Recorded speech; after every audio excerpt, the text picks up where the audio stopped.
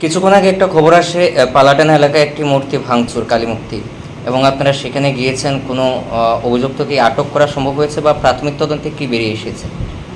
আমরা একটা ইনফরমেশন পাইছি পালাটানা থেকে, এরকম যে একটা ছেলে কালী মূর্তি ভাঙচুর করতেছে। লোকাল মানুষ তারা ডিটেইন করছে। পরে খবর পেয়ে আমি এবং আমার সাথে সাব ইন্সপেক্টর হারাম স্যার একসাথে গেছি। এদিকে কালী মূর্তি কিছু একটা অংশ উপরে চূড়া একটা অংশ ভাঙচুর করছে, আর গায়ের কাপড়টা খুলে গেছে।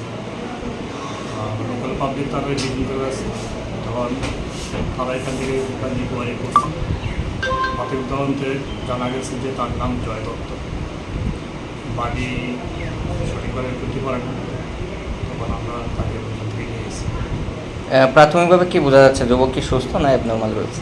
প্রাথমিকভাবে তার কথার ধরন বুঝে বোঝা যায় যে মেন্টালি আনফিট। না ক্রিমিনাল কোনো বিষয় তাহলে উঠে আসেনি না।